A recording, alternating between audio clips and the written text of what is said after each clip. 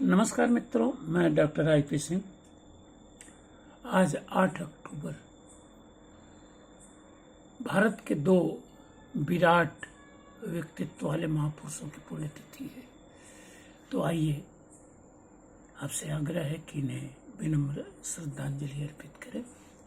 आज दो विराट व्यक्तित्व वाले महापुरुषों की पुण्यतिथि है। मित्रों, आज 8 अक्टूबर को देश के ऐसे दो महापुरुषों की पुण्यतिथि है जिनके त्याग, बलिदान और रचनाधर्मी अवदान से हम शायद ही कभी ऋणी हो सकेंगे। एक लोकनायक जयप्रकाश नारायण और दूसरे कथा सम्राट मुंशी प्रेमचंद। आइए इनके प्रति अपनी विनम्र श्रद्धांजलि समर्पित करते हुए इनके अवदानों के कुछ प्रमुख बिंदुओं का अवलोकन कर लें। नंबर 1, लोकनायक जयप्रकाश नारायण। मित्रों, ध्यान रखें कि तुलसीदास के बाद यह श्रेय लोकनायक का केवल जयप्रकाश नारायण या जेपीजी को ही दिया गया है। जन्म 11 अक्टूबर 1902 सारण बिहार, मृत्यु 8 अक्टूबर 1979 पटना। सम्मान से इन्हें लोकनायक, जेपी और संपूर्ण क्रांति का जनक भी कहते हैं। 1998 में इन्हें भारत रत्न की उपाधि दी गई। ये उसी जनता पार्टी के संस्थापक सदस्य माने जाते हैं जो कहीं न कहीं आज की भारतीय जनता पार्टी की प्रवर्तनी मानी जा सकती है।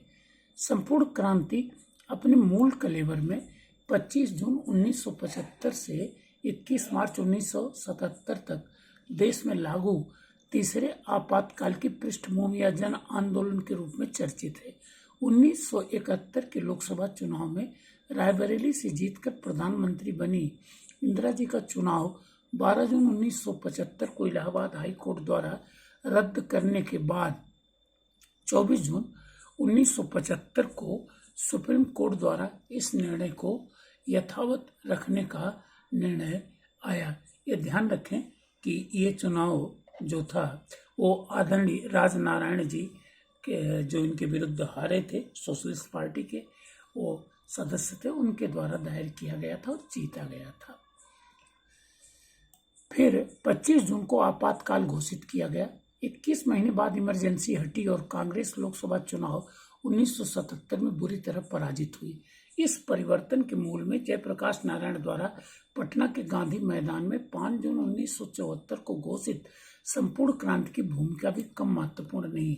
इसलिए अब प्रत्येक वर्ष 5 जून को संपूर्ण क्रांति दिवस के रूप में मनाया जाता है। सत्ता और शोषण के विरुद्ध ये अपने आप में एक युगांतरकारी घटना थी।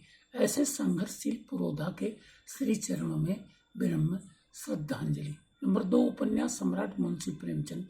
जन्म 31 जुलाई 1880 लमही वाराणसी में और मृत्यु 8 अक्टूबर 1936 वाराणसी में।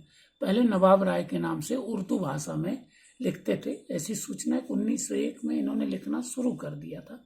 1908 में अपनी 5 कहानियों के संग्रह सोजे वतन, दुनिया का सबसे अनमोल रतन, शेख मखमूर, यही मेरा वतन है, शोक का पुरस्कार, सांसारिक प्रेम के हमीर के जिला कलेक्टर द्वारा जब्त कर लिए जाने पर धनपत राय के नाम से लिखने लगे, किंतु जमाना कानपुर पत्र के संपादक दया नारायण निगम द्वारा सुझाए गए नाम को अधिक पसंद कर इसी नाम से हिंदी में लिखने लगे। मित्रों, अगर आप इस वीडियो को पढ़ते हैं, देखते हैं, तो ये ध्यान रखिए, अब ये विवाद शुरू हो गया है कि वास्तव में सोजे वतन जब्त नहीं किया गया था, क्योंकि उस समय ऐसा कोई कानून नहीं था। हाँ, इन्हें राजद्रोह के मुकदमे में फंसाने की बात अवश्य कही गई थी और कहा जाता है कि इन्होंने माफीनामा पेश कर दिया था।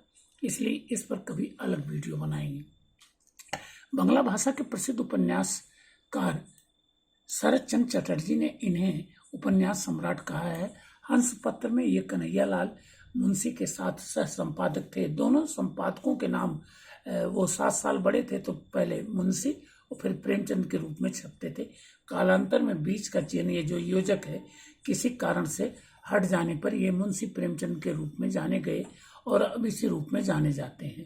वे 300 से अधिक कहानियों, 3 नाटक, 15 उपन्यास, 10 अनुवाद और 7 बाल पुस्तकों के लेखक माने जाते हैं। हिंदी उपन्यास और कहानी आज भी उनकी परंपरा में ही सृजित हो रहे माने जाते हैं।